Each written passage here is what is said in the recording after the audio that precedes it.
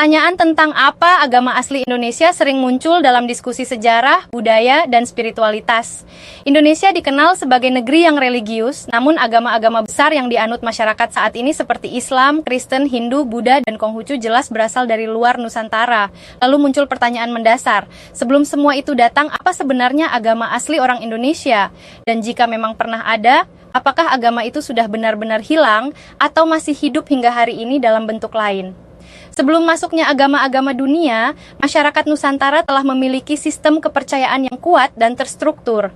Kepercayaan ini sering disebut sebagai agama lokal, kepercayaan asli, atau oleh para peneliti disebut animisme dan dinamisme.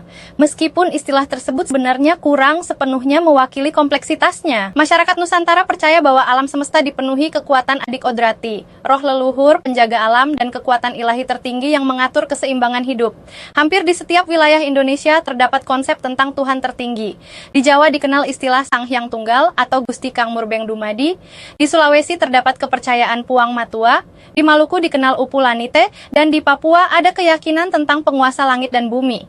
Ini menunjukkan bahwa kepercayaan asli Indonesia bukan sekadar penyembahan roh, melainkan memiliki dimensi ketuhanan yang mendalam.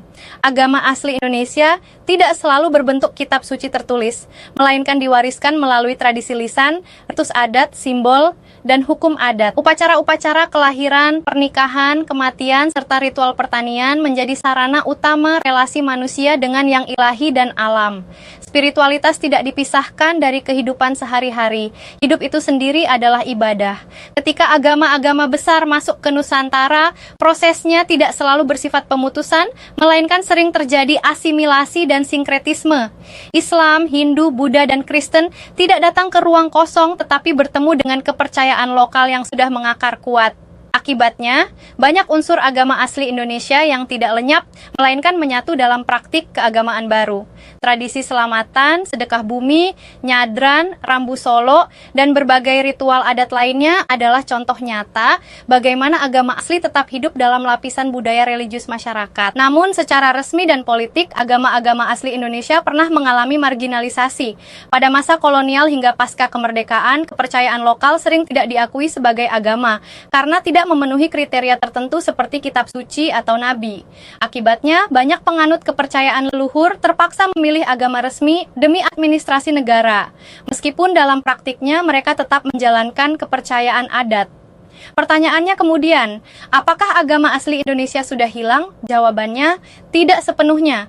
Hingga kini, berbagai aliran kepercayaan masih hidup dan diakui, seperti Parmalim di Batak, Kaharingan di Kalimantan, Marapu di Sumba, Sunda Wiwitan di Jawa Barat, dan Tolotang di Sulawesi Selatan. Bahkan setelah adanya pengakuan negara terhadap penghayat kepercayaan, identitas spiritual asli Nusantara mulai kembali mendapatkan ruang. Lebih dari itu, agama asli Indonesia juga masih hidup dalam cara pandang masyarakat terhadap alam, leluhur, dan kehidupan. Nilai harmoni, gotong royong, penghormatan terhadap orang tua, serta keseimbangan manusia dan alam merupakan warisan spiritual yang tidak pernah benar-benar punah.